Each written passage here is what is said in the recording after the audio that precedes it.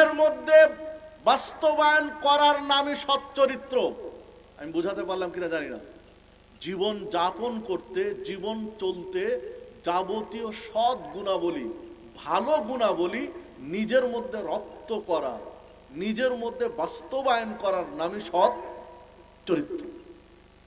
তো এই সৎ চরিত্রটা গঠন করতে হবে সঠিক মানহাজের উপরে, তরুণদেরকে গড়তে হবে সঠিক মানহাজের উপরে, না হলে আগামী দিনে জাতি বিভ্রান্ত হবে।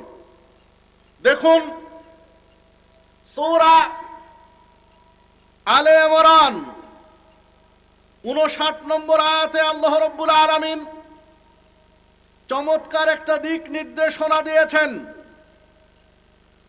আল্লাহ রাব্বুল আলামিন তার নবীকে বলছেন, ফাবিমা রাহমাতিন মিনাল্লাহি লিনতা লাহুম।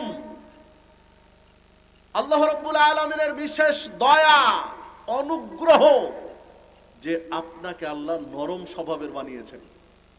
আল্লাহ তার নবীকে বলছেন, আল্লাহ তার রাসূলকে বলছেন, ফাবিমা রাহমাতিন মিনাল্লাহি লিনতা লাহুম।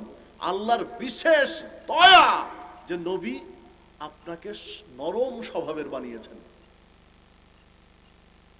ওয়ালাউ কুনতা ফাদ্দান ওয়ালিদাল কলব, যদি আল্লাহ আপনার অন্তরটা কঠিন করে দিতেন, যদি আপনার অন্তরটা কর্কশ করে দিতেন, রূঢ় করে দিতেন, লানফাদ্দু মিন হাওলিক, চারপাশে যে সাহাবীরা আছে তাদেরকে কাছে পেতেন না, কেউ কাছে ভিড়তো না।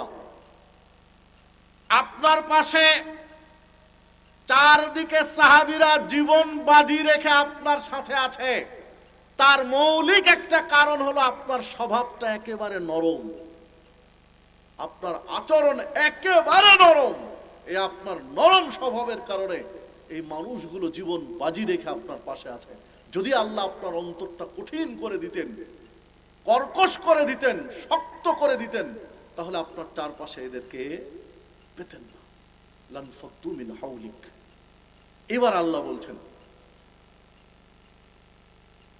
এবার আল্লাহ রাব্বুল আলামিন বলছেন, লানফাদ্দু মিন হাওলিক ফাআফু আনহুম। যদি তারা অন্যায় করে বসে, আপনার সাথে আচরণ খারাপ করে ফেলে, ফাআফু আনহুম, আপনি তাদেরকে ক্ষমা করে দিন।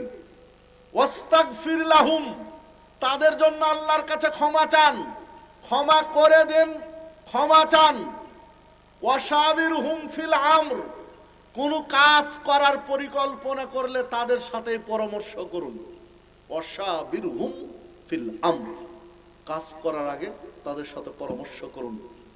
ফাইদা আযামতা ফাতাওয়াক্কাল আলাল্লাহ, পরিকল্পনা চূড়ান্ত করার আগে আল্লাহর উপরে তাওয়াক্কুল করুন, আল্লাহর উপরে ভরসা করে পরিকল্পনা চূড়ান্ত করুন। ইন্নাল্লাহা ইউহিব্বুল মুতাওয়াক্কিলিন, কেননা আল্লাহ তার প্রতি ভরসাকারীকে পছন্দ করেন।